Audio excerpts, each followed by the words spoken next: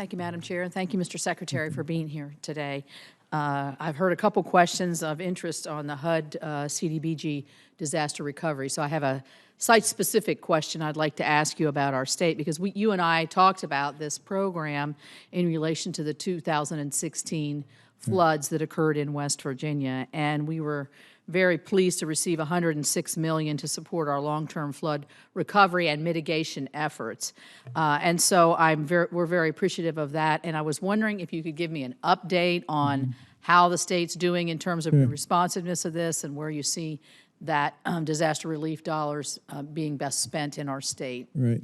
Well, you know, there were some capacity issues that existed with that money, both in terms of people and in terms of capacity to administer the grant.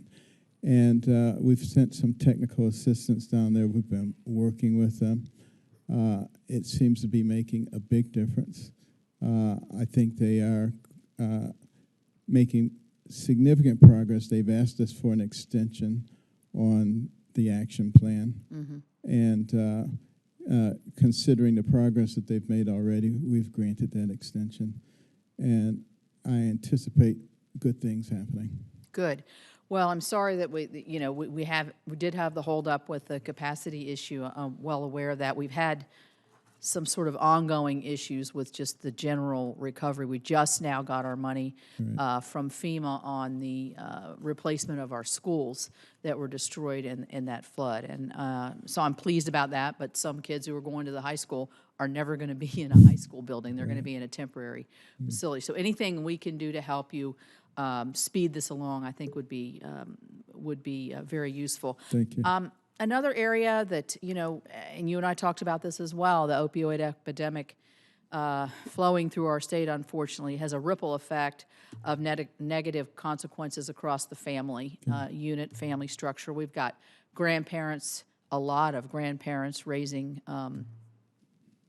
children. We also just, through our state legislature, had to reformulate our foster care system because of the enormous amounts of children that are flowing in. This difficult finding foster parents. So the legislature, to their credit, has met that challenge, or is trying to meet that challenge. But I want to talk about homeless students. The West Virginia Department of Education reported that there are over 10,000 homeless students in the state, including children that are sleeping on somebody else's couch or living in a car and RV.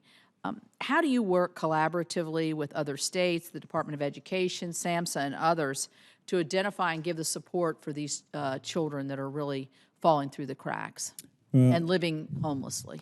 Certainly, my heart goes out to them as a pediatric neurosurgeon dealing with children and their issues all the time. We've instructed all of the CLCs that are receiving our grant money to specifically concentrate on creating relationships with all the other agencies and with a special attention to those young people.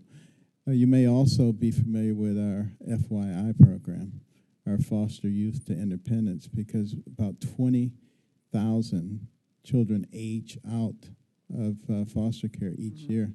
About a quarter of them will end up homeless. And so a few of them actually came to HUD in April of last year and told us about their plight. And it was so compelling that our fabulous team put together a program, and we were giving out the first grants in 4 months. So people tell you things can't be done fast in the government are wrong, and it was eye-opening to me. But getting these students off the street during the most critical time in their life when they're transitioning is absolutely important. And it remains a high priority for us. What was the name of that program again? Foster Youth to Independence, FYI. FYI. And are those grants given to the state to help, or are they given to nonprofits that help around the states? How are those granted? They're given to the child welfare systems. Yeah, and they through can the state. Each get 25 apiece. Oh, that sounds good. Well, I'm about the end of my time. Thank you. I know the coronavirus obviously is on all of our minds. You probably addressed this, and it's been addressed through questions. I'm certain with the housing situations that you have, I'm sure you have protocols set up for your housing authorities and others to be able to do best practices. Absolutely. All right, thank you. Okay.